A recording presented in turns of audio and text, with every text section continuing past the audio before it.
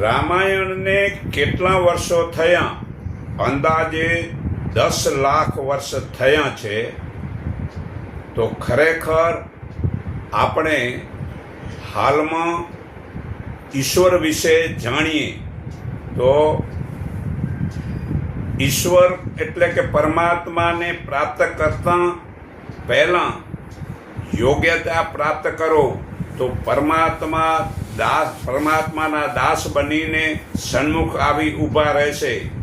જેટલા જોરથી આપણે પરમાત્માને શોધવાને સાચા પ્રયત્નો કરીશું તેથી 1000 ગણા જોરથી પરમાત્મા આપણને આવીને મળશે.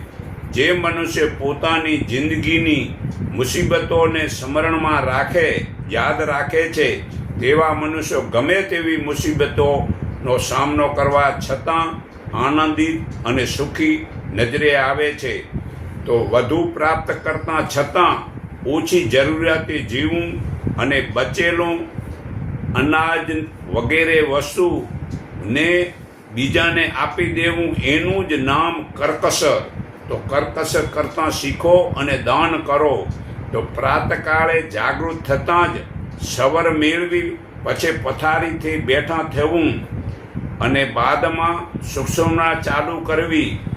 રવિવાર, મંગળવાર અને શનિવાર આ સૂર્યનાળી ચાલુ હોય ત્યાં ઉઠવું અને પગ નીચે મૂકવો.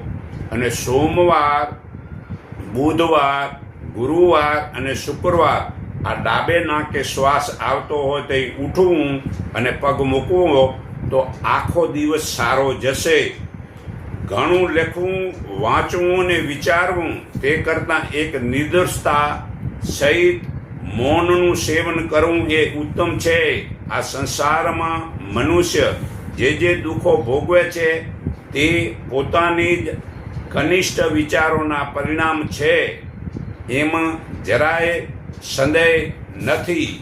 તો જ્યાં જવાથી જગત ભૂલી જવાય ત્યાં જવાથી પરમાત્મા મળે છે. એ તો જૂઠ, પાખંડ અને અજ્ઞાનથી ઉત્પાદન થયું છે. જ્યારે પરમાત્મા એ તો સત્ય સ્વરૂપ છે. તો સત્યને જ પરમાત્મા કહેવાય છે. તો કરેલી ભૂલોનો પસ્તાવો કરીને આંસુ વહેવાથી કરેલી ભૂલો ધોવાઈ જાય છે અને પરમાત્મા માફી આપે છે. પરમાત્મા સિવાય બીજા કોઈની સ્તુતિ કરવી નહીં અને પોતાના સિવાય કોઈની નિંદા કરવી નહીં. ગુણગ્રાહી બનો